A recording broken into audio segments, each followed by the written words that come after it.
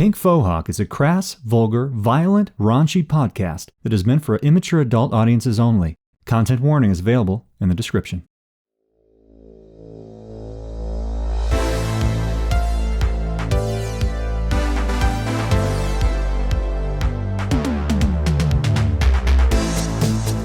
Welcome to Pink Fohawk, everybody. Dan, Chris, welcome back. Wow, thank you. You sound like you're on NPR. You're very close and you're quiet. It's great to have you both on the program.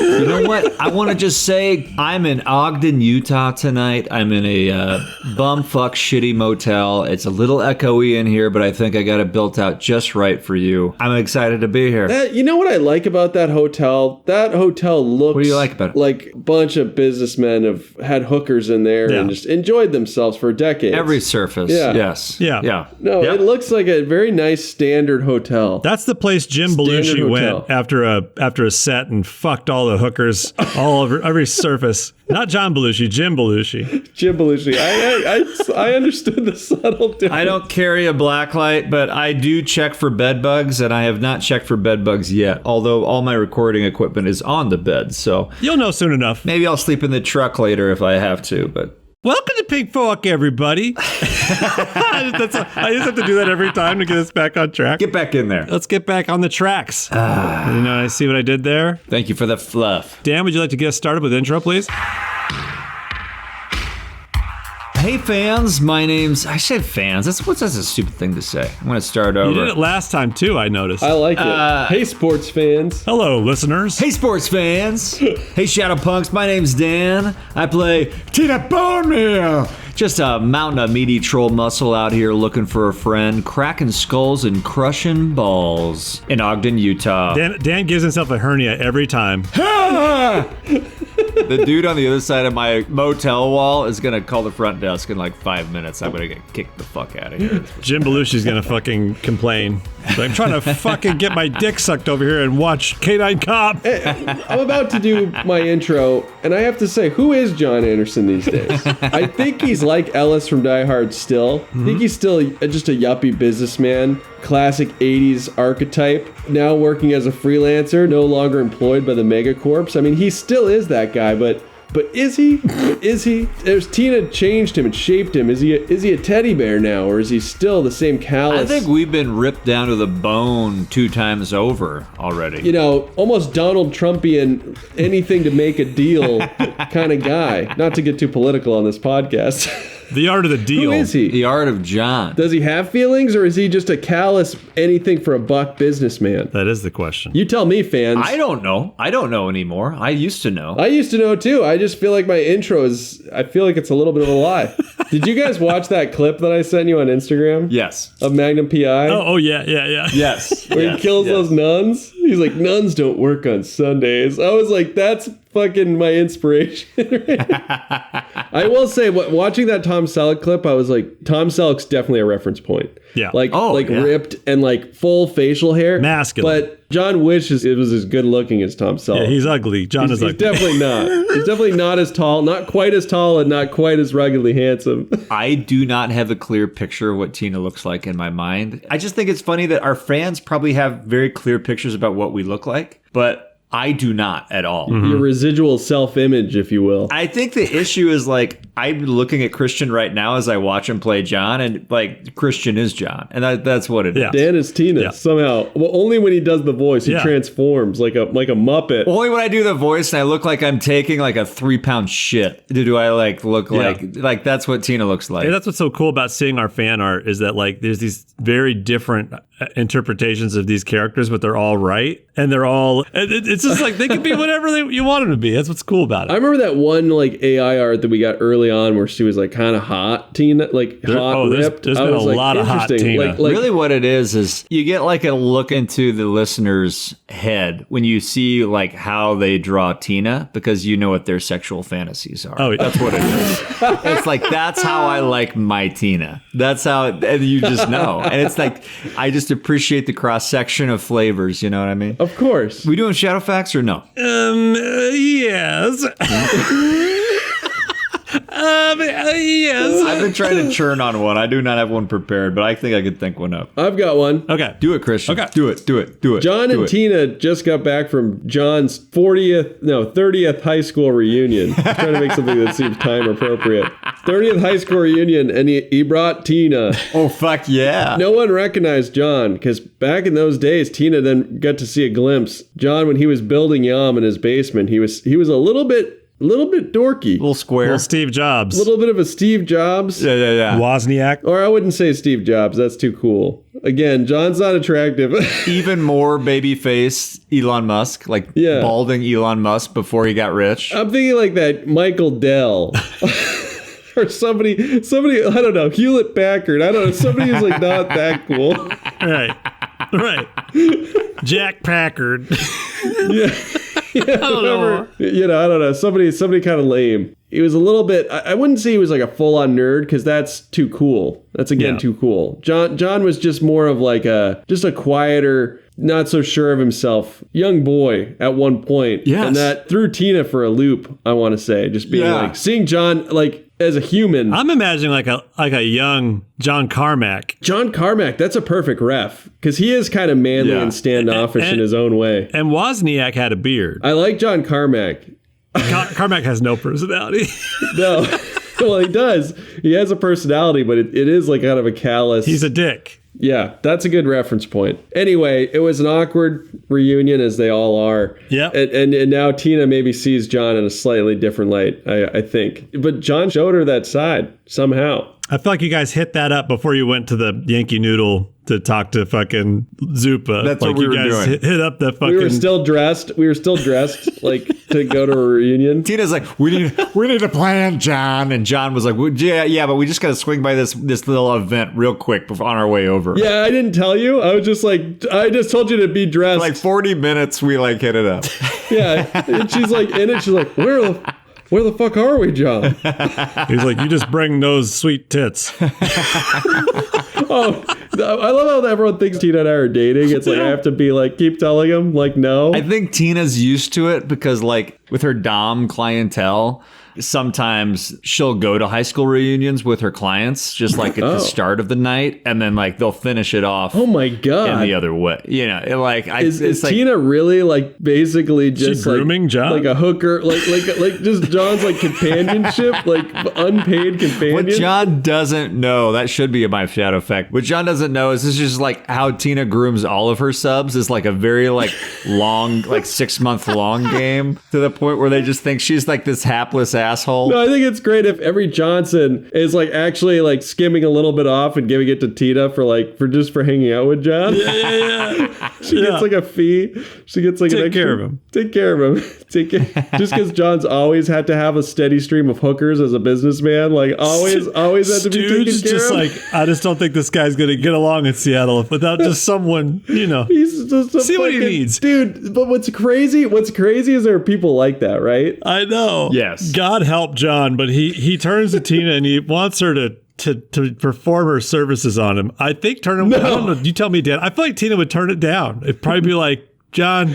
Yeah, he's like wasted. He's wasted, and she's just like, no, you fucking weirdo. That's a great question. What a great question. And really, I think it comes down to the foundation of this entire story, this entire podcast. Would Tina Dom John? No, I don't know. I'm gonna clear this. I'm gonna clear this up because it's getting a little weird. I actually do think he probably would be more comfortable in an exchange of like almost like I'm paying Tina to be my friend, because he doesn't want to be like somebody who has a friend. He doesn't want to emotionally let his guard down enough. I think Tina thought that the high school reunion was awkward because she was seeing him through the perspective of him as a younger man, which he like subconsciously feels is too like vulnerable. But what was actually happening was that Tina was feeling awkward because so many of her sessions start this way. And it felt a little bit too close to work for her. Oh, wow. In that like sub-dom relationship, she likes to start off a night where like, okay, her client is somewhat dominant, kind of showing her off. And then it's the flip. At the end of the night that really does it. And like, that's her trick. That's her magic. Yeah. Awesome. Well, thanks for that, you guys. I'm going to get you caught up on where you're at. basically, you guys had just finished handing off the data to Zupa Leone at the Yankee Noodle. It's this little mysterious exchange there with some another party showing up as you guys were leaving, and Zupa looked really nervous. Tina did a little fast footwork there, a little bit of retroactive stuff, but stuff that was, I deemed it kosher because it was I would have rolled it earlier. I just thought it was a better reveal to do it after the fact. I love this. I allow it because we bridged. There was a cliffhanger. And then you guys got a call. You're like, but don't do it again. Don't do it again. Strike 1, 2, and 3. Strike 1, 2, and 3, okay? That's how I'm going to do all my actions from now on, is just like wait till I leave the room to tell you that I did it, and then I'll roll for it. Tina scoped this building out last night and put a bomb in it. You guys ran into Stooge, who was looking worse for the wear, man. Like, that dude was looking ridden hot, put away wet, as we like to say on this podcast. And he had gotten a mysterious call from somebody who had information on your guys' involvement with Slam Jackson on his yacht, with the building in Milwaukee Way before the building exploded. Like, they got you pinned and told you they would not only release this information if you didn't help them, but also they had the location of Slam Jackson and they would give it to you if you did something for them. Then gave you this information, a little run to do pro boner, as we like to say on this podcast. I'll just keep saying that. As we like to say on this podcast. And evidently. And yeah, we never said it before. I missed that meeting, I guess. that memo. Like, John's gonna drink a beer, uncharacteristically drink a beer, as we like to say on this podcast. As we like to say on this podcast. Every episode. and what was I gonna say? And you had to destroy some cargo. As we like to do on this podcast. As we like to do on this podcast, you were given a train that you needed to go there and destroy cargo on it. Yes. You guys found the train. One of the cars on the train. You enlisted the help of Yam Hammer, who sadly passed away, as we like to say on this podcast. Our new favorite character, Yam. Yes, Yam, a contact of John's since childhood. Yes. Tina thinks is a person that John talks to on the phone. Yeah, John talks to people. He's an important guy. Good. True. I love that she just thinks it's a speakerphone on his motorcycle of some person he's talking to. Is real. Yeah, exactly.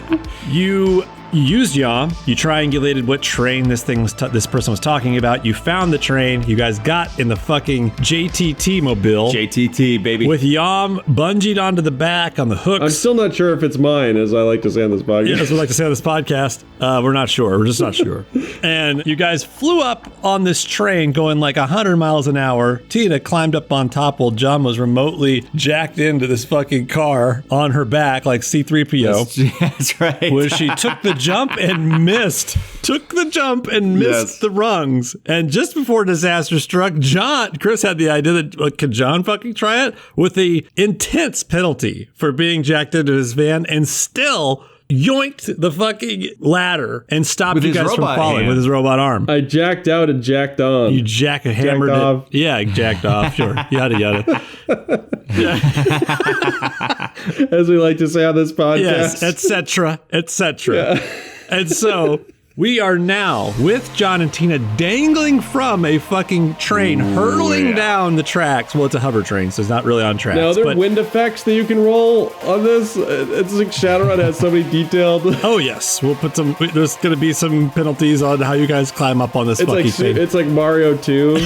Mario 2 wind effects. Yeah, we're gonna have Mario 3 physics. Every jump, you drift 3 blocks to the right on a sheet of graph paper. There's gonna be a Mega Man like drift. John, you're holding onto a fucking ladder right now with your fucking metallic arm, and oil's shooting out of the joints as you're trying to pull you and a 500-pound Tina who you're strapped to. I love how it's oil. Even though I have like nano machines. I like that though. It's like a Furiosa arm all of a sudden. Yeah, I'm thinking like the Aviator, or like he climbs out of that plane, there's just oil all over him and shit. Yeah, no, it's definitely a steampunk arm. Yeah. That's a great scene. So he's like, I'm Howard Hughes. Such an epic moment. Such as epic, like it really, like that happened that way. Well, yeah, the kid's just like, who's that? I'm Howard Hughes. Tina, Now, I have to have you do something for me really quickly. I need you to roll to see if Tina would fart in that moment. I'm going to Well, trolls have farts chambered, as we like to say on this podcast. So I do... Say on this. Oh, my God. Are you having fun, people? Are you having fun yet? We're all having fun here. Are you not entertained?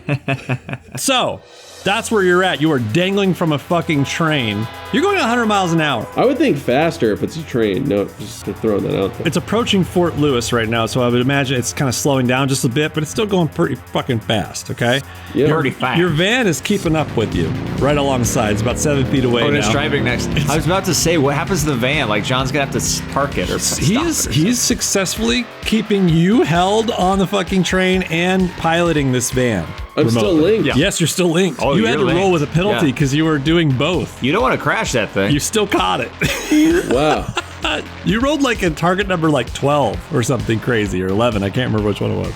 So Dan, roll me a d6. Oh, 1d6? Well, hang on. Sorry, I got one other thing to ask.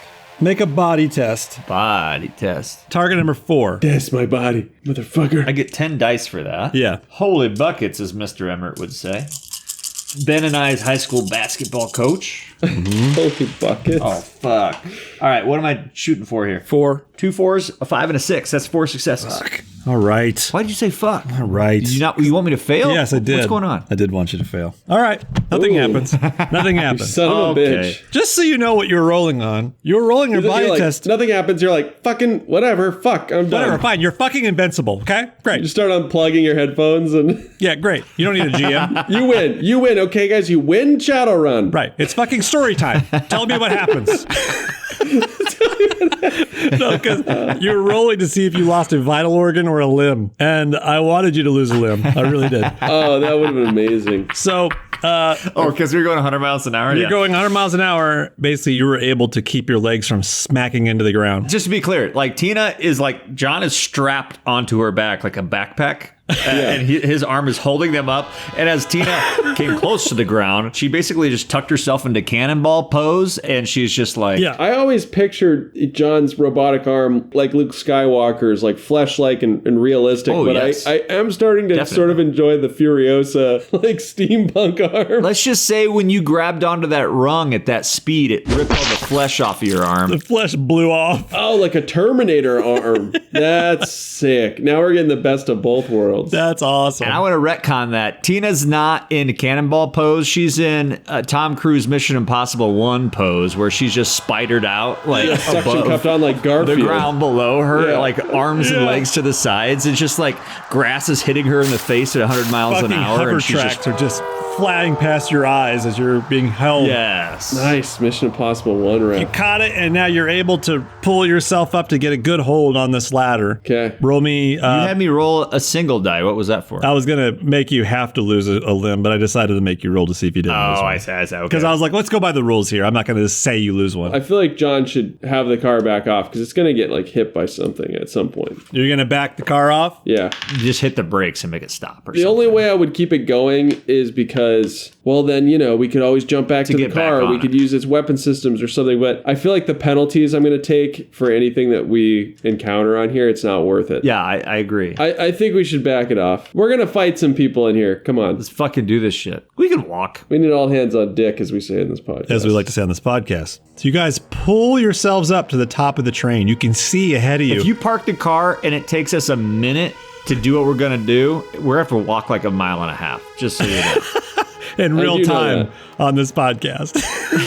I know. Can we tell it? Can we tell it to like drive somewhere like the Batmobile? I would allow you to put it into like auto nav mode where it just drives like street legal. Or I could just drive it later. Can I connect to it later? You're gonna Drive start it? running into distance penalties as you get too far away from this thing. Can Yam be part of the system somehow? You've already, Like if yeah, the you bike- guys linked it. Remember we talked about 32X. That's right. Thank you. Yam is like hooked on the back of the car right Yeah. now, on the motorcycle hook. That's right. Yeah. I thought we had done that. I'll allow Yam to be your auto nav right now. Basically, he's the one that'll drive it. It's street legal. He won't do anything. He can't do anything beyond that. If you want him to go above the speed limit, like, you're gonna have to start controlling it. Yeah. All right, so you guys climb up on top of this train car, and you're on, I'm gonna say... Pull me up, John. John, pull me up, John. Oil shoots into Tina's open mouth as he's pulling himself up. Just a money shot. Roll me a D6, Chris.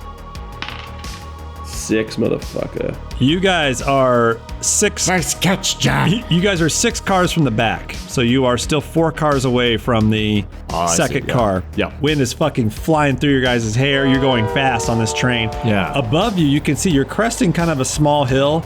Ahead of you guys, probably, maybe 5-6 miles away, but you're heading to it quick, is Fort Lewis, and it's lit up like a Christmas tree. Oh shit, we gotta get before that. Fucking, it's a military base, basically. Does it look like a weird dark future one, like Blade Runner, or like Refinery? Absolutely. Like fucking spotlights in the sky, like in hazy, you can see the beams of these fucking like spotlights in the air, and Looks like Sinclair, Wyoming at night. Look it up sometime. so you're on the train. So we're up on top of this like 100-mile-an-hour train. So the wind's like fucking whipping by. I think like Tina's gonna grab John and just like get him downwind of her, so like the wind's not like plowing into him. So like she's just taking her big fucking brute tank body and like being a windbreak. And it's fucking loud up there. And she's just like, John, get to the second to last car. I'll follow you. You get on top of it. I'm gonna go down and pull the plug. We'll disconnect the car from the one in front of it. Once we let it loose, it'll roll to a stop. We can get inside. Copy that, Tina. Good luck. Good luck, John. Good luck, Tina. and then we just start like hunkering down, like headed towards the back of the train on top of the cars. We're just doing that fucking Mission Impossible like jog with the wind kind of hitting us in the Carrying back. you back a little faster than you're running, just a little bit. Do we have to roll to jump every car? What do we gotta I'm do not going to make you jump the cars. They're closer together than 8 feet. They're maybe like 4. We did it in high school, Dan, when we were making a movie together. So We did jump Christ. cars. There we you go. guys are able to jump these cars pretty easily. I just rolled for this. You see a police cruiser driving alongside this train, and you can clearly see like it's like street lights, behind the car, and you can see it like illuminating like the inside of this car. And you see these 2 cops just like kind of talking to each other as you're going 100 miles an hour. So you're passing him, and they don't notice you. Like you're past this police cruiser, and they don't notice you guys on the train. Sweet. 2081 has been a hell of a year for St. Louis, Missouri. An astral anomaly left a 2-mile radius around downtown a toxic hellscape, and the residents have been left to pick up the pieces, but the hits just keep on coming. At the center of it all are the glitches, a Shadowrunning team made up of Bianca the Face, aka Eris, Val the Technomancer, aka Binary, Joe the Muscle, aka Collateral, and Jet the Sneak Thief, aka, Jet. Some of us are better than others at sticking to a code name. The girls attempt to navigate the criminal elements of the St. Louis streets, all while looking out for themselves, each other, and the people they love. If you want more of the glitches, feel free to drop into the Gamers Table Discord or check us out on the socials at Resting Glitchface. You can find us on all major podcatchers or check out our Patreon. Thanks for listening.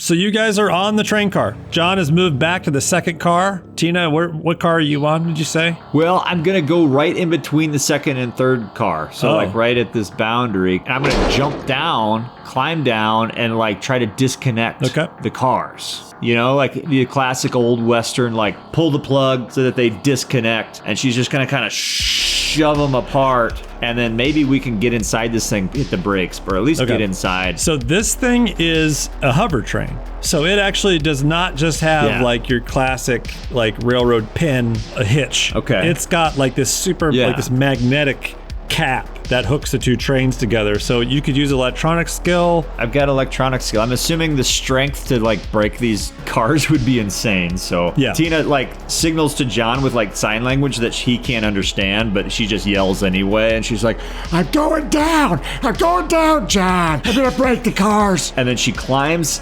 down one of the ladders. I guess there might be some wiring going into the connection port or something like that. And let's roll a electronic skill here and see if she can figure out which wire to short out to break this thing. Yeah, roll me your electronic skill dice. That's 3 dice. We're gonna say it's gonna be a target number of 5 because it's not. It's a little difficult. It's not something you really dealt with. Okay, keep using dice. A 4, a 5, and a 4. Oh my god. Okay, so you're looking at this, and at first you're not really able to, it's dark, you're not really able to see what it is, and then you guys kind of like hover over like a bump, and these wires kind of swing out from underneath this cap, and you see them, they're kind of dangling a little bit underneath this hitch. Yeah. And you're able to like grab a fistful of them and look at them and be like, okay, I think if I just like sever these, something's gonna have to happen. And you sever them, and the cap just like pops off, and quickly the back 2 cars start to fucking back away, because I mean it's just like wind resistance is like pulling these back. They're no longer hitched to. Wow. And Tina's just got to make a fucking jump and a grab to grab onto that thing. Yeah. Do I have to like? Yeah. Roll me a quickness. Okay, quickness of 5 for Tina. And we're trying to destroy this train, obviously. Is that destroying it? Well, we want to see what's inside of it, and we don't want it to get to that fucking military base. Yeah. Got it. Target number 4, Tina. Target number 4. I got a 4 and a 6, bitch. You are able to jump across quickly. Fucking 8-foot leg span, and just like split your pants a little bit. You make it. You're feeling the deceleration of these back 2 cars, and as soon as you do this, the lights on either side of the car all along it just like fucking turn on. Like these like super bright like hazards turn on. Shit. It realizes it's not connected to the fucking train. Fuck. And they just light up like a Christmas tree. John, you're on top and you're like illuminated, like underlit by these fucking lights. Like a shadow in the night with light all around you haloing. And Tina, you start to hear... Tina like pops her big 10-foot tall head up over the roof of the car. So, John, down here, door, John. I'm coming. I should like roll. Can I roll off? I'm on top of the train? You're on top of the train. Tina puts her hand forward and just like right on the roof because she's like down over the edge, just to give you an assist if she has All right, to. I'm going to roll off and try to grab her with my robot arm that's already so haggard. Splat Tina again in the face with the oil. Yeah. We're trying to create as many mechanics as we possibly can. So many penalties. That are completely unnecessary. Tina, as you're doing this, you're hearing the wind resistance as you pull your head up over the train car, like it's pulling you and you're hearing that, but you do hear something else. You hear the whirring of what sounds like rotor blades. Oh no. And as you turn around and look over your shoulder, and John, you can see this clear as day, on the train that's now rocketing ahead of you away from the 2 of you, a drone pops up out of the 3rd train car, and it starts to hover your way. And it's got spotlights, and it's starts to search around for you guys. I mean, it's flying back towards the 2nd car. It's like a drone like you'd shoot with a camera. It's probably like 3 feet wide by like 2 feet deep, and it's got little gun ports on the sides, and it's flying over towards you guys with a little spotlight. Fuck. Take it out, John. I'm just trying to wonder if we can hide from it somehow and then like catch off guard a little bit. I'll give you guys like 1 action to do, and then we're gonna roll initiative and see how it resolves. Okay, so if that's what we're gonna do, then I assume there's a door in front of me, Ben. Is there a door where I disconnected the cars? There's a door to get into this train car. I think first of all, I'm gonna try it. If it's not open, I might try to force it. It's definitely locked. Okay. You're not able to easily jostle it open or anything like that. Is it just like a metal door? Is it like a glass? It's got like a mag lock. So do you have a scrambler or anything like that? I forget. Or you could use your electronics skill. I might have to use electronics again. All I have is like my... John, do you have a computer skill? I do. You do. I kind of want to like hide on the side of the car if we can hang on the side and wait for that drone to come by and then fucking jump it. So it doesn't see you? Are there like little things to grip on the side or something? Yeah, I would say there's a little ladder that you could climb onto and kind of pivot around. Yeah, see if like when it comes to investigate the slowing down train, we can just grab it. Maybe we can use some of its technology to force open a door. I don't know. Tina, are you trying to get into this, unlock this door? If I have time, I'm going to try an electronics real quick just to see if there's something obvious, but I'm definitely going to swing into the side of the train if it fails. I'm going to use Tina as bait, and I'm going to hide around the corner. Yeah. That's a good idea. I'm going to make you have to roll some quickness, though, John. If you're not going 100 miles an hour now. You're probably going, I'd say it's been a few seconds. You decelerated down to like 60 miles an hour, but it's still fast. Like you're still on a fucking hover train. Fucking make me. All right. Just fucking make me, Ben. Roll a quickness. I'm like, okay. We're doing target number 5. Like, fuck, that's bullshit. 7? Yeah, roll 7 dice. Oh my God. And you're going to go against target number 5. And if he misses, then Tina, you're going to have to forfeit your turn helping him. Yep. And then we're going to roll initiative to see how this happens. I have a 5 and a 6. That'll do it. Fucking John. All right. John, you are able to like kind of shimmy your way around the edge of this train and hang on. Tina's going to try this electronics right. skill to see if she can hack into this door real quick. Make real quick work of it. What's my target, Ben? Your target is, it's going to be the same difficulty as that mag lock, which was 5. So no dice. 3, 3, 1. you know, you're fucking prying at this little box or whatever, and just when you think you're able to get this little hatch open to look at the wires and shit in there, the fucking spotlight illuminates you against the side of this train as this drone is hovering, going backwards, staying with you, just out of reach. It's about 12 feet away, just hovering right behind you. He doesn't see John. Oh, yeah. Perfect. So everybody roll initiative for me. I'm 1d6 plus 4. So I have 10, 19. I have a 9. 19, 9. So, What you got, Ben? all right, John, you're going first. Okay. This drone's got Tina in its spotlight. It doesn't see you. How far away is it? Tina, you're in front of this train right now. Your back is to the drone. You're facing the train, holding on to the front of the train, right? Yeah. Behind you, about 12 feet, this drone is hovering. It's in full reverse, keeping up with the cars that you're riding right now. Yeah. And John, you're around on the right side of the car, dangling, spidered onto the side of this fucking train. It doesn't see you. I'm wondering if I can distract it or something. I'm just going to mount Hall and Oates. No smart links, just the two of the guns just ripping on it because I'm close range. You're going to have to hang on to the train with one hand. Can I just swing onto the platform again? Okay, yeah. You're going to jump on the platform back against the fucking train next to Tina, and you're going to two-handed fucking fire both machine guns at this thing. Sweet. Yeah. So roll me your firearms, or your SMGs, right? You got a concentration in SMGs. You impose a -2. I have a gas vent. What's your gas vent level? -1 and -3 to recoil. Oh, sick. Controlled burst with each? No, full auto. Are you kidding me? Full auto? How many rounds are you firing at this fucker? You unloading the clip? Oh, unloading completely. Or whatever. You can tell me how many rounds you want to fire from each gun. Each round you fire adds 1 to your target number. But you got a recoil modifier of 3, which takes 3 away. You know what's interesting though? If he just like fucking ripped for like 10 seconds, it would be in full defensive mode the whole time. Like it'd be like strafing, like dodging his bullets. Basically, it could never take a turn if John just like kept fucking unloading on this thing. Yeah. I'm unloading. You know what I mean? Fuck it. All right. We're going to roll for 1 gun right now. We're rolling 10 rounds. What is your SMG skill? What's your firearms? 7. So you'll roll 7 dice. You can add combat pool to it. I'm going to use 3 dice from the combat pool.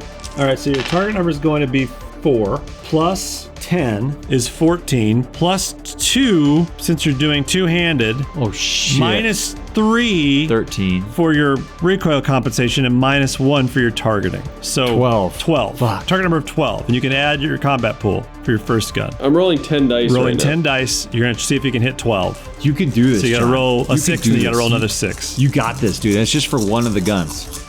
What you got? Any What you got? 6s? What you got? 3 6s. Roll them again. Oh fuck! You need yeah, to hit 3 another 6s. 6. Come on! Oh, you this got to is hit gonna another be 6. tough. 50% chance. Nope. No 6s. God damn! Fucking miss on first weapon. Next weapon. 10 again. Target same again. target number because it's got the same equipment on it. Oh, another 3 6 again. Roll the 6s. Oh my Look for god! a 6. Give me a fucking 6, John. It's 1 6. 1 6? Yes. 16. Holy shit. 1 6, a 2, and a 3. This sucks. I'm trying to be quiet in my hotel room. Every I can't 3. just fucking be happy. You know what I mean? Why can't you? Because I'm gonna wake up the fucking people on the other side of the wall. It's a fucking hotel room, dude. People are fucking in those other rooms. Think about that. Yeah, they're jerking off probably. Oh, definitely. They're definitely doing that. They have internet at that The place? resigned way Dan said that was amazing. They're jerking off, probably. Just knowing that's happening as he's talking to us right now. If they have an internet connection there, there's multiple people jerking off at the same time. This thing now has to dodge that with its body, and that's a hard number. It's got to also basically roll like a fucking Really? With its not dodge it, but soak. It has to see how much damage it takes from it. Sure. And every bullet he fires adds 1 to its defense. It has to fucking hit its target number. It has to hit higher. Oh, really? Suck on that, drone. And you fired 20 bullets, or just with the one that hit? You're right. Only 1 volley. It'd be funny if Ben now he has 25 minutes by himself rolling dice. Right. We just have to go fucking do something else. So I just rolled a 6. Oh, what's the power of your gun, John? Oh, it's going to be like a 10S. Damage. 4M? It's got to be a serious damage weapon. Maybe that is it. Not for a fucking machine because gun. now it's 4 plus every bullet he fired, which makes it a target number 14. My shotgun is a 10 serious. But the reason why his is so crazy is because he can fire multiple rounds. So 1 bullet will do 4M, but 3 bullets will do 7M. 4 bullets will do 8M, and it keeps going up and up as he keeps firing more and more. Okay. Shotgun's one and done. You get hit with that fucker, and you're toast. It rolled a 6. 2. He doesn't dodge it. Fuck so yes. This thing stages up for every 3 rounds. It goes up a damage level from moderate to fucking serious to deadly. I can't believe you one-shotted this fucking thing. It's awesome. Fuck yes. John, tell me what happens. You fucking spraying really? and praying. Yeah, it's done. Wow. Wow. I want him to fire the guns like Mouse in fucking The Matrix when he's going down and he's getting shot. You know, he has those 2 like huge like fucking Tommy gun type things. I want it to be like anime, like slow motion, just like bullets, like shell casings like falling to the ground, and that just fucker just explodes. It veers off for like a second, veers off course, and then just fucking hits the ground and explodes. That's fucking awesome. As we're driving past. Just before you hit it, like as you're spraying it, because it was right behind you in initiative on this next turn, it gets its red bead on you, and then your fucking last few rounds just fucking start to connect with this thing, and you see it, spin, and it kind of veers off course, and when it hits like a rotor. Yeah.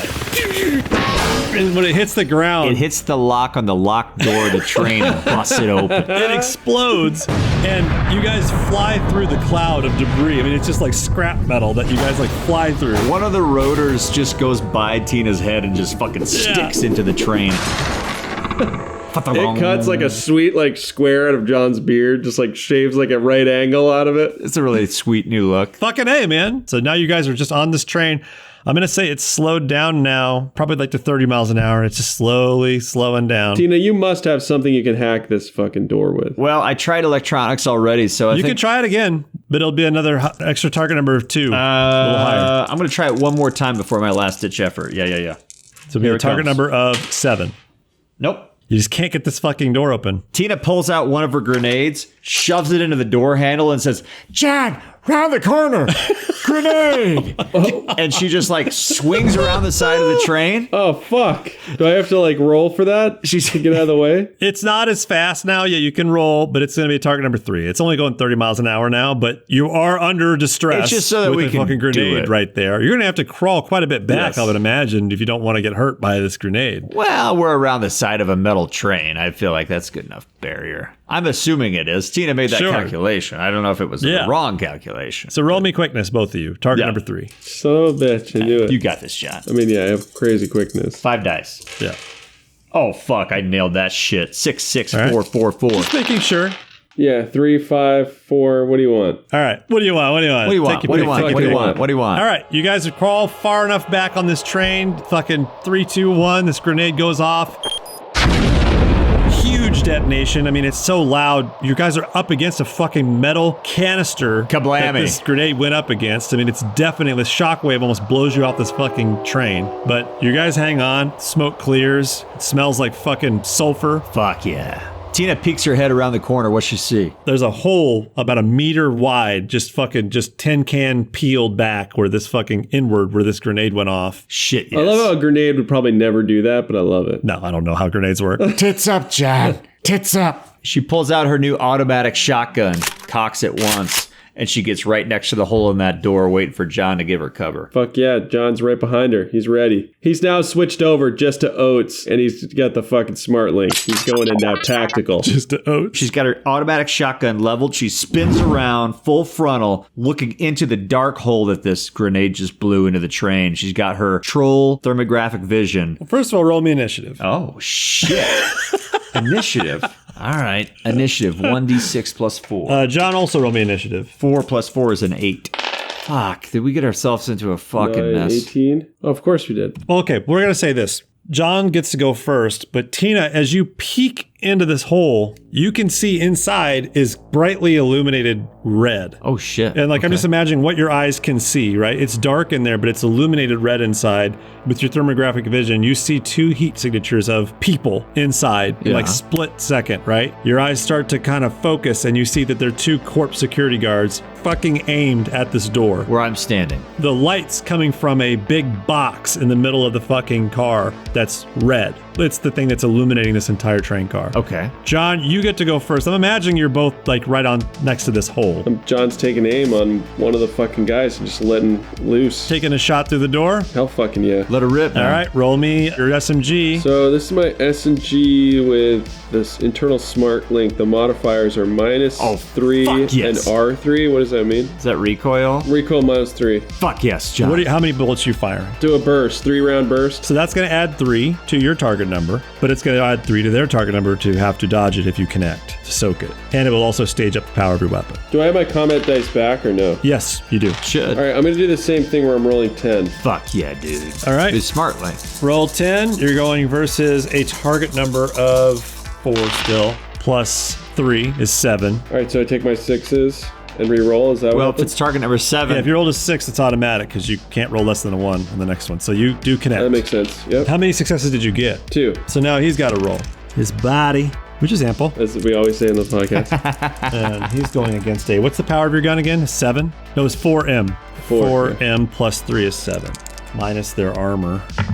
You rolled 1 6, which negates one of your dice. You still do a serious wound. Oh shit, yeah, he's out. Fucking bullet hits this dude, and just crumbles down to the ground screaming. And you can fire actually another burst because it's semi-auto. Oh, fuck yeah. It's time for another burst, John. Another burst, 10 dice. Same thing. Target number is going to be 9 now because you're firing again. You got this. All right, I have 2 6s. 2 6s. Roll those 6s. You need 3s, baby. Let's do it. Let's do it.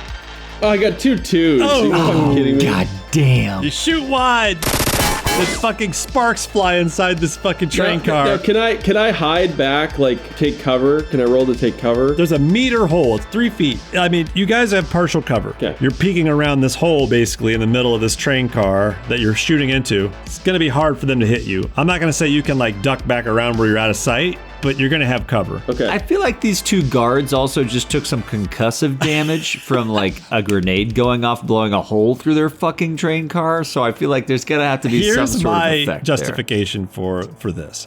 When that car got disconnected, they got into a defensive stance on the backside of this car with their guns pointed on the front. So yeah, it probably surprised the shit out of them when that fucking grenade went off, but they're trained to be expecting something fucking happen when that train car got disconnected. Some sort of assault. Some sort and of they probably breach. hear a troll fucking climbing around on the sides of it.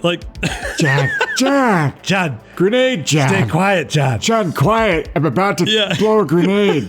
Quiet, John. Oh, man. Both security guards rolled a 10, so they are ahead of Tina in initiative. One of them is now down. He got a serious wound, so that actually penalizes his initiative pretty badly. They are going to fire at John, because John just took one of them out. What's your super shock ratings, Dan? Because I can't fucking find... Well, it's 10 serious. All right. They have tasers? They're going to shoot a taser at me? That's right. Try to capture bone meal alive. Non-lethal, huh? How many meters is 12 feet? 4? 12 feet is 4 meters. So target number 4. Fuck. Oh, they're right there. Damn it. Don't let him get you bone meal. I don't think I have a choice. Oh, They're man. firing at John right now.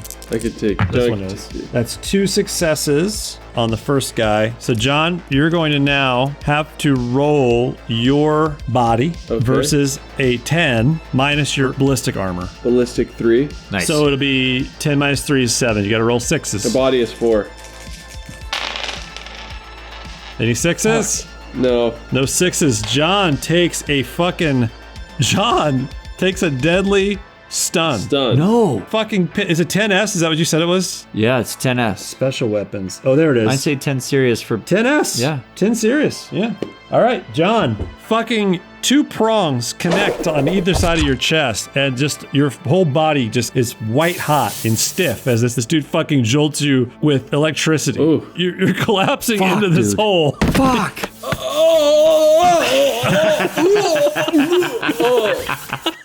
I imagine like the Street Fighter 2. I don't know exactly how this works, but like, have you ever seen the things where like people can share the electricity of like a taser? Yes. Like, can I reach over and take some of that away from him? Can I like take some of it away? Don't do that, Tina. Don't. No. When I see those, really, you shouldn't. When I see those things fucking hit John, can I like reach over and grab him and take half of the hit? I'm gonna try to move away from you, even like getting shocked, because you fucking. I need you alive, Bowmeal. This is your fucking moment. I'll allow it. John's down. God damn it. You'll both take a moderate stun if you take this, Tina. And you will forfeit your turn. No, dude, don't do that because the thing is, we need you fucking frosty. I'm allowing it. It's a cool idea if you want to do it, Dan. No, don't do it. Bowmeal, I need you to retaliate. I have to forfeit my turn? You're taking a fucking electrical jolt. I just want to... And taking half of it from his body as he's getting shocked. And you're grounding it. You're fucking taking it. No. It's not worth it in this case. You need to fucking kill these guys. I need you alive, Bowmeal. If you want me to do that, you have to act it out as if you're being electrocuted. That's the only way I'm going to allow it to happen. Just fucking walk away.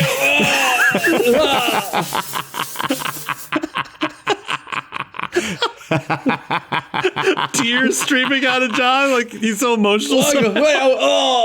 Tina's just like, John, hold on, John. And Tina pulls out a concussive grenade and just fucking throws it in the hole. And after she throws it, she pulls John, just grabs him and pulls him away from the opening. What's the damage on that thing? It's a 12 moderate on the damage. All right. And I guess it's a thrown weapons. I have a 3 for thrown weapons. First of all, second security guard gets to take a shot. That was the guy who had a serious wound? But he's gonna take a penalty when he tries to shoot you. So there's that. He's gonna shoot at Tina. So he is rolling his firearms versus target number 4. Actually, did you take into effect the cover that we had, Ben? I did not.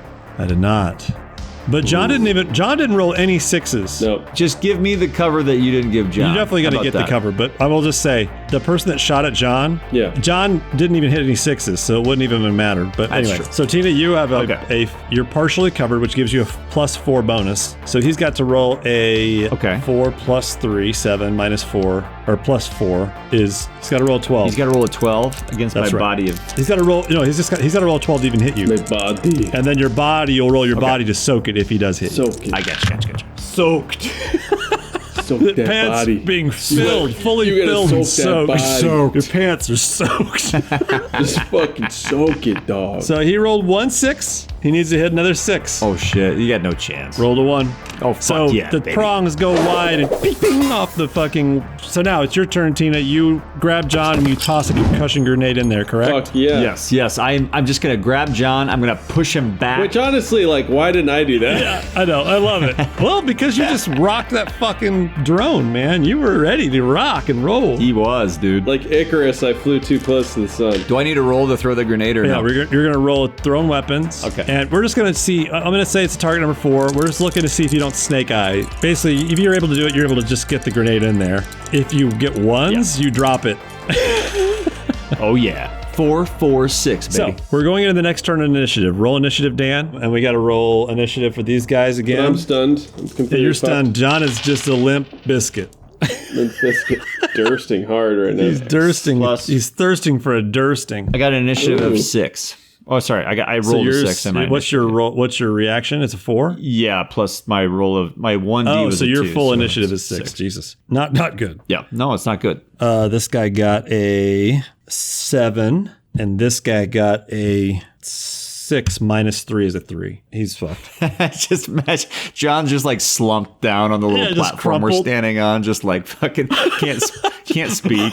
He's like, I just like drool out of my mouth, like I just looks like a kid on like too big of a chair. His like legs are sticking out straight, and he's just like slumped, like drool. Imagine like CCTV footage. Also, that we didn't kill a bunch of innocent children that just end up being security guards. Tina's heart of gold. Oh, God. It is security guard 1's turn. He's going to try to grab a defensive position. He's not going to fire at Tina right now. You both are in cover. He's going to try and find some cover and try to drag his buddy into some cover. That's what he uses his turn to do that. Tina, it's your turn. Oh, and as it comes to your turn, Tina, your grenade goes off. A picture flash out this hole. And just deafening sound. And if you are able to peek in, you just see them both just I mean, they can't avoid it.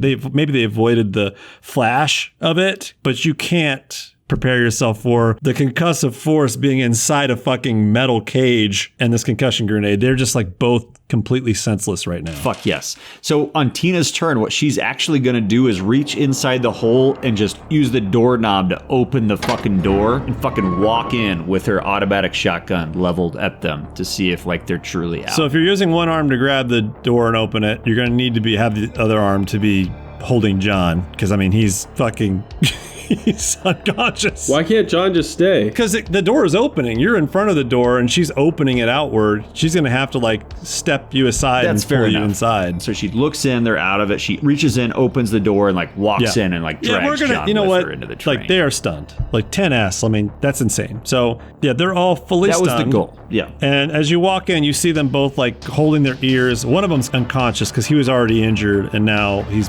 this concussion grenade just knocked him out. The other one is like on the ground holding his ears. He's completely out of it. Tina's gonna fuck him up. Tina just like walks in, just kind of like drops John on the ground and just like I'm just picturing like Tina like a Blade. Just, you know, the fucking blood scene. Where I'm like that fucking guy that just gets thrown, like that fucking guy the vampires are trying to eat. I'm just like, oh.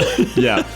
That's her turn to rock. As Tina drops John, she reaches back, pulls out her automatic shotgun and just like walks through the car of the train, kind of takes stock of what she sees. You said earlier there was like some sort of like box in the middle that was like glowing red or something like that. Like what's the deal with that? It's red lit. It looks fucking terrifying with Tina walking in this place toward them. It's like Tina, red lit. Can you just execute these fuckers? Point blank range. I can. I feel like if they're completely stunned, I'm going to leave them for the moment being and just like... One of them is not. He's still conscious, but he's losing his turn of initiative right now. What I want to do instead of execute him is just like pull out her Defiance Super Shock and just go point blank and like shoot him right in the forehead and watch him just like electrocute. Just a little payback for what she did. Yeah, what he did Tina to John. Gets out the melons as we do on this podcast. Please don't kill me. Don't kill me. And you fucking shoot him right in the forehead with your Super Shock. Can I retcon something real quick? Like, are there any like water jugs or anything like water bottles or anything like that? Roll me a karma dice. Roll me karma dice. Do they have like a camel pack on their back or something like that? They're like security guards. Camel toe. Does Tina have a camel toe? Any of the guards have camel toe, male camel toe, ball camel toe, where I could kick them right in the balls. Roll me your karma dice, Tina. Target number 4. 2 dice. I got a 4 and a 3. Yeah, you have like a camel pack because they've been in there for hours. And so he's got one that's sitting off on the side of the car where they've been using it before. The one that's stunned, like she just walks over, like picks him up by his backpack and she rips the camel pack off and just like tears it with her teeth and just like dumps the water all over the fucking ground. She walks back, just like drops him in the puddle. She pulls out her Defiant Super Shock and just fucking tases this guy as he's in the water and he just fucking fries to death right there on the floor. Shit. Fuck. Oh my God. John, take a look here, John. You see that, John? That's what happens when you tase my friends, you motherfucker. John, like, your face muscles won't work? Like, the shock. Like John's, like, laughing. Like Arnold Schwarzenegger, like, in Total Recall, just like... I love it. Yeah, you're able to slap John around a little bit and get him woke up. He's conscious again. And you guys are kind of taking stock of this room now. You've got one completely fried, sizzled corpse of a security guard. The other one's just out. He's unconscious. Yeah. He's bleeding from John's gunshot wound. And in the middle of this room, like you're looking around, you're seeing all these signs for the Seattle Motorcycle Expo. Just like all this kind of like signage and logos and shit. Really? And there's this big glass, like almost like a big plasteel, like clear plastic cube in the middle of the fucking room. Yeah. It's probably like 6 feet by like 6 feet, right? Just a big cube, clear. And it's red lighting coming out from this cube. Shit. And inside you see what looks like a motorcycle. No way. And there's a plaque on it. Tina bends down and takes a peek at the plaque. What's it say? What's it say, Ben? It looks like kind of like a branding, like almost like an elevator pitch, like a little one line of what this thing is. You're kind of gathering that this car might have been meant for the Seattle Motorcycle Expo. Yeah. This little plaque says, "Sometimes you need more than a ride. You need a wingman. With newly integrated AI technology, we're putting the street and smart in street smart. No. We promise, once you've ridden this ride or die, you'll feel like you haven't truly lived. Introducing the Honda Headbanger." Whoa. Dude, did they... Are they using like Yam technology? Did they get Yam Tech? Did the Megacorp... John, I think you need to take a look at this, John. That fucking Megacorp stole my fucking... Oh, my code! Imagine John like piss pants. Tina's gonna walk over to the alive security guard real quick. Is he awake at all? Oh, God. I'm always so afraid of what Tina's about to do. He's not awake. He's not awake. He's unconscious. Oh, he's out. You're like, mercifully, he's not awake. Okay, I was just going to ask him just a simple question as to what's going on in here. She's going to go take a couple of the flyers, shove them in her pocket so that she knows about this motorcycle expo. And she just turns to John. She says, Yeah. John, I say we take this thing, we get the fuck out of here. This bike. Lift me onto the bike. Can you ride it, John? Can you ride it? Can I? because John could probably Can I ride you it? could probably jack into this thing. It's in its fucking cube right now. Well, I mean, if we got it out of the cube, right? The other thing is, like, do we want to plug into like a rogue AI? I don't know, Dan. Tina is going to walk up to this glass and she's going to just take the butt of her automatic shotgun and just try to fucking, with all her 10 troll strength, shatter this fucking cube. It, like the butt connects and in slow motion, like the fucking glass just fucking completely shatters and falls down like in a movie, you know? And like the red lighting, you can see each individual shard of glass just fall to the ground and it's exposed. Like this motorcycle is just like sitting there. I'm wondering if we can get Yam to analyze it. Hold on, the car is, we're stopped now, right? Like Yam could theoretically meet us. I'm gonna say it's running at like a steady 30. Like this thing kind of has propelled itself a little bit. It's not just sitting on tracks. It's kind of just moving at this like default speed at 30 miles an hour. Can I jack back in and like get Yam to like ride up here? The car is driving on its own right now. It was going the speed limit. So I would say, yeah, it's able to drive safely alongside you guys. Just first of all, do we want to take this motorcycle? Or do we want to just fucking blow it? I gotta say, I would love to know more about the backstory of this thing, but we just haven't blown anything up and just fucking done a mission in so fucking long. I'm just in a fucking point in my life. Right. John's at a point in his life where he's just like, you know what? Let's fucking take no prisoners. Like, fuck this thing.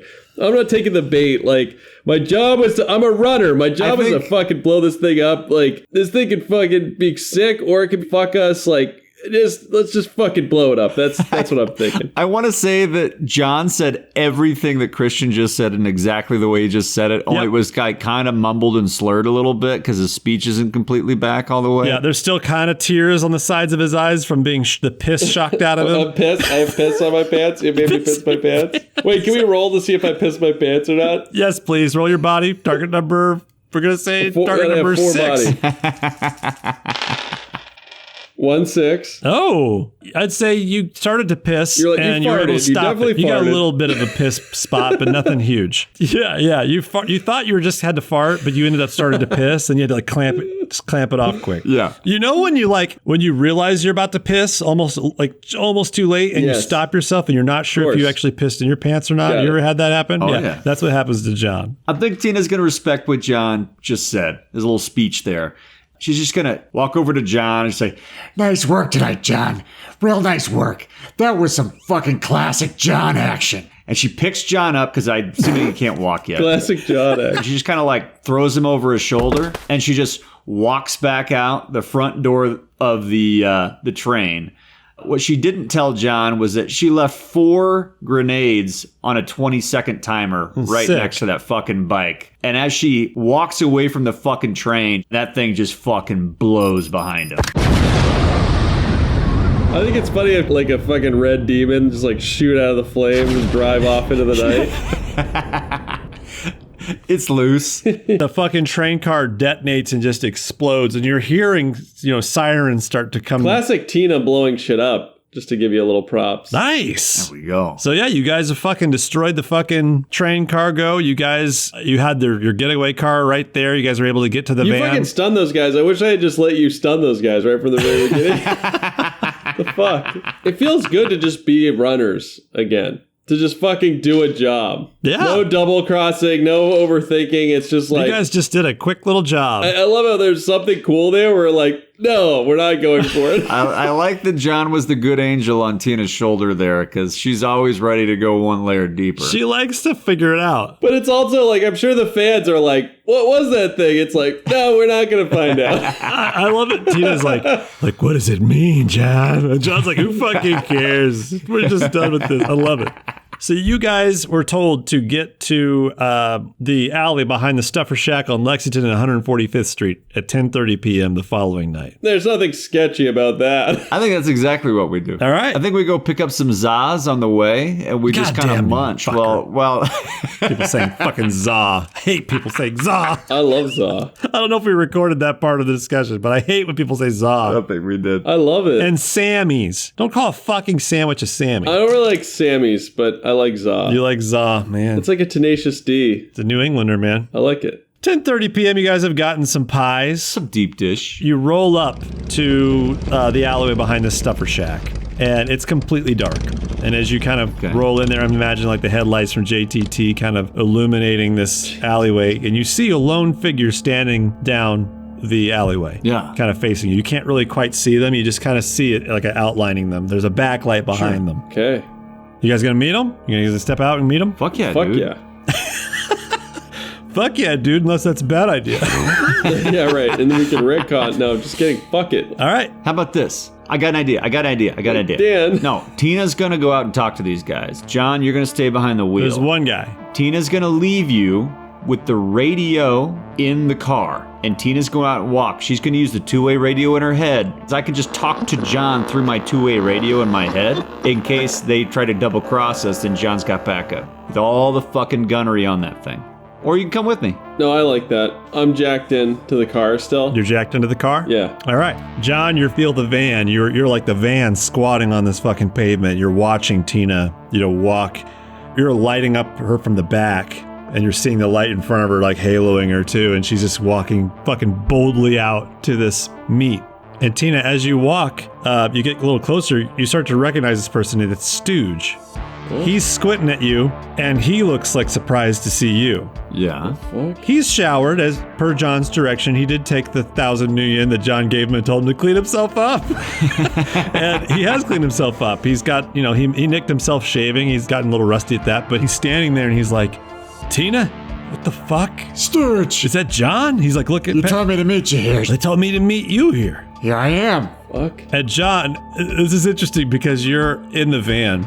You receive a phone call, Tina. And John, I'm imagining you can get the call routed through your speakers as well. As she's talking to Stooge, she's also getting this phone call, I guess, and she kind of reaches this. Stooge, one sec, Stooge.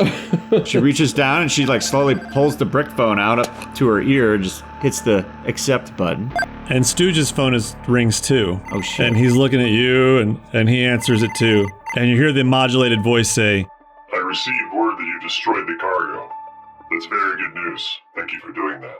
You're welcome. The location of Slam Jackson is in Redmond. I'll send you the exact location. and you hear like a ping on your phone and you have the address. You'll get no more trouble from me. The evidence of your involvement has been deleted and can never surface.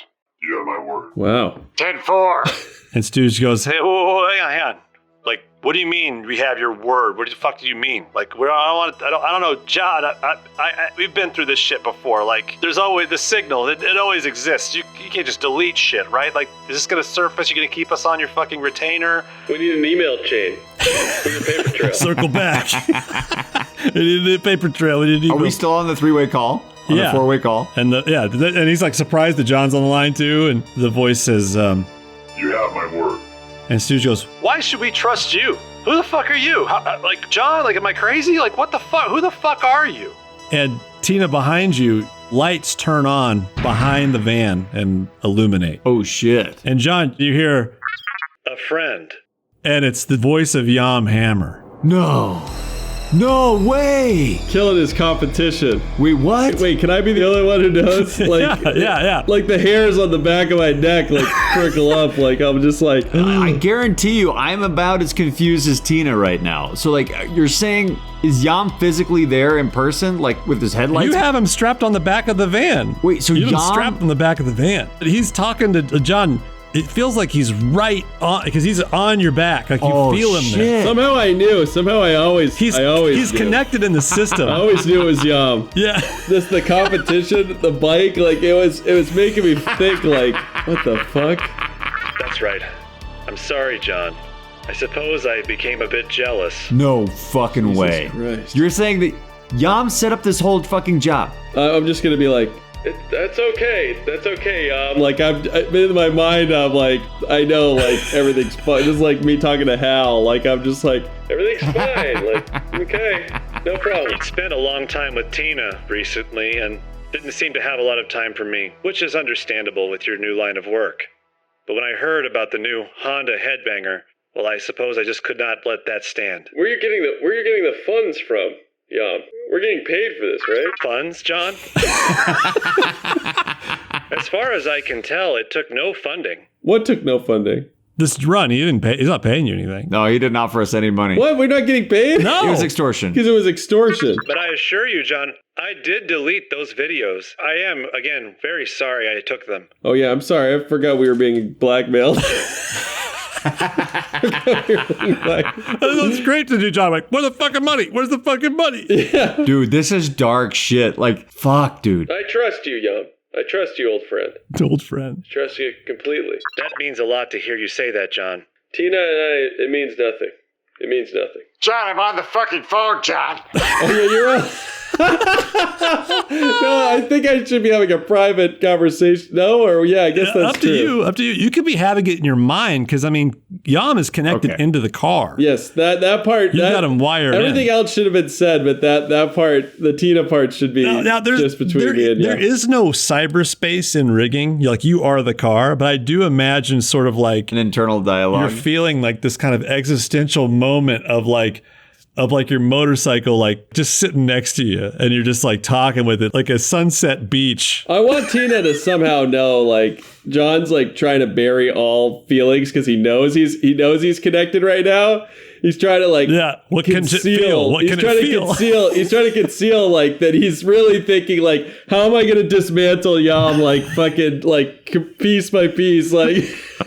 I think Tina's just like looking back into the headlights, like she can't, like the conversation just kind of dropped out between John and Yam, and like she's just, John, what's he saying, John? John, what's he saying? Yeah, it's getting like fuzzy on Tina's end. There's like Yam's like concealing it. Weird mental feedback. and she's just like walking back towards the car, like with the lights in her face, and she just can't see what's going on, and she's like approaching nervously back to the car. What's he saying, John? What's he saying, John? Dude, Stooge is looking at you like terrified, Tina, because they are hearing. I'm imagining he's hearing. Maybe they're hearing Yam's. No, you tell me, John. Do they hear Yam's side of the conversation or no? I think they should, but just that last little bit. And Tina just kind of like looks back at Stooge and just goes, What the fuck?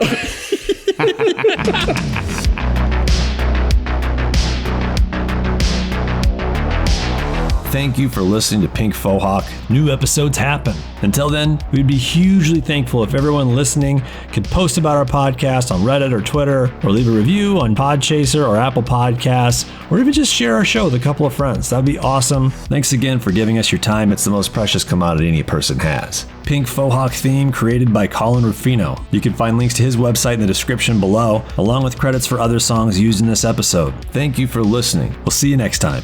I also feel like Tina probably ran into a few of her clients at John's high school reunion. could be. Very possible. That's also awkward. Someone's sweating, like they see Tina, and they're like, what is she doing here? Like he's here with his like wife. So they're like, I've got 4 beautiful children, and he's like seeing Tina like standing above everyone else in the crowd. She's like 3 heads higher than everyone. Everyone else. Wondering what weird kink John has if he likes to fucking get kicked in the balls every morning. How'd that guy win her?